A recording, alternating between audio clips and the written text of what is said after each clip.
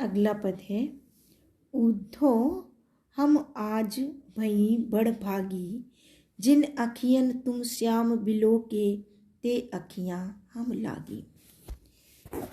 इसमें सूरदास कहते हैं कि जब कृष्ण के मथुरा चले जाने पर गोपियाँ कृष्ण के संदेश की प्रतीक्षा करती थीं, तो उसी बीच कृष्ण के द्वारा भेजे गए उद्धव वहाँ आ गए।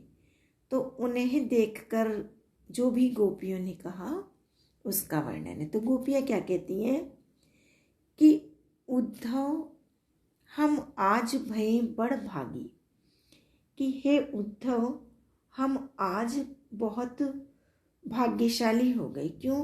कि आज हम आपको अपने समक्ष देखकर स्वयं को भाग्यशाली मान रहे हैं। क्योंकि जिन अखियन तुम श्याम बिलोगे, जिन नेत्रों से आपने कृष्ण को देखा है, ते अखियां हम लागी, वही नेत्रों को हम देख पा रहे हैं। जैसे सुमन बासले आवत पवन मधुप अनुरागी, जैसे फूल की सुगंध को लाने वाली हवा पर भौरों का अनुराग हो जाता है। भौरे बड़े खुश हो जाते हैं जब हवा में से फूलों की सुगंध आ रही हो। तो उसी प्रकार आपको देखकर हमें अत्यंत आनंद का अनुभव हो रहा है। अति आनंद होते हैं तैसे अंग अंग सुख राशि। तो हमें आपको देखकर अत्यंत आनंद का अनुभव हो रहा है और हमारा अंग अंग मानो सुख प्राप्त कर रहा है। जो दर्पण में दरस देखियत दृष्टि परम रुचि लागी, और दर्पण में दृष्टि से प्रतिबिंब देखकर जिस प्रकार अच्छा लगता है, वैसे ही हमें सुख का अनुभव हो रहा है। तैसे सूर मिले हरि हमको, विरह व्यथा तन त्यागी। क्योंकि हमें तो आपके रूप में मानो कृष्ण ही मिल गए हों और शरीर से उनके विरह की व्यथा मानो आपको देखने मात्र से ही दूर हो गई है। क्योंकि आपने उनको देखा है और उन्हीं नेत्रों को हम आपको देख रहे हैं। तो यहाँ पर गोपियों ने बड़ा अच्छा वर्णन किया है और कृष्ण के प्रति उनका जो प्रेम व्यक्त हुआ है वह अत्यंत सुंदर अभिव्यंजना है इसकी। अब आगे कहते हैं, ऊधो मन न भये 10-20, एक हो तो सो गयो श्याम संग, को अवराधे ईस। और ये भी उद्धव संदेश प्रसंग से उद्धृत है। तो कृष्ण ने जब उद्धव को भेजा तो गोपियों को उन्होंने आते ही निर्गुण ब्रह्म का उपदेश देना प्रारंभ किया। तो गोपियां तो कृष्ण की अनन्य भक्त हैं, तो उन्होंने जो अपनी विवशता दिखाई है, ध्यान दीजिए उस पद पर। ऊधो मन न भये 10-20, हे उद्धव हमारे पास 10-20 मन नहीं है।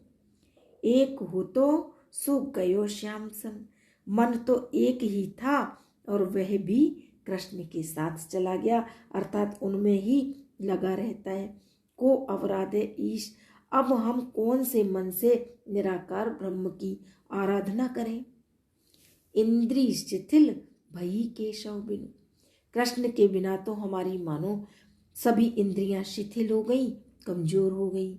ज्यों देही बिन शीश, और ऐसी स्थिति हो गई जैसे बिना सिर के शरीर की हो जाती है।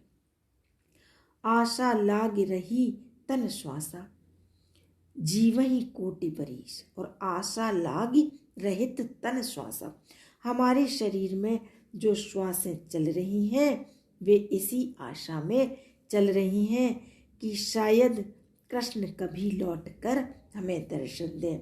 और इस आशा में तो जीवहि कोटि बरीस, और इस आशा में तो हम करोड़ों वर्ष तक जीवित रहने की कामना करते हैं। तुम तो सखा श्याम सुंदर के सकल जोग के ईश।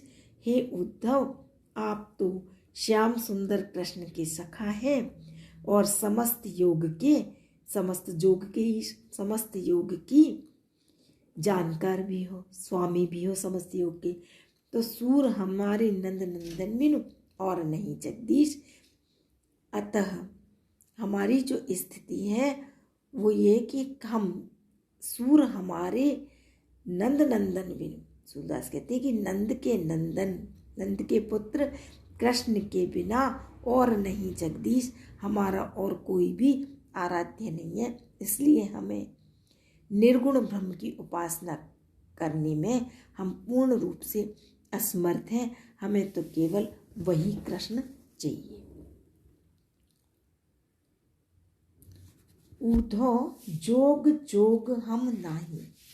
हे उद्धव, हम योग के योग्य नहीं हैं। यहाँ पर यमक अलंकार है। एक योग का मतलब योग, दूसरे योग का मतलब योग्य। तो इसमें जब वो निराकार ब्रह्म की उपासना के लिए कहते हैं ना, तो उसमें गोपियाँ अपनी असमर्थता प्रकट करती हैं। उद्धव जोग जोग हम नाही।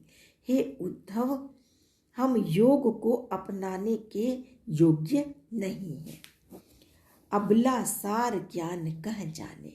हम तो स्त्रियां हैं और हम योग साधना के सार की बातें कैसे जान सकते हैं और कैसे ध्यान धराएं। जब हम निर्गुण ब्रह्म के स्वरूप को समझते ही नहीं है तो हम उसका ध्यान भी कैसे कर सकते हैं।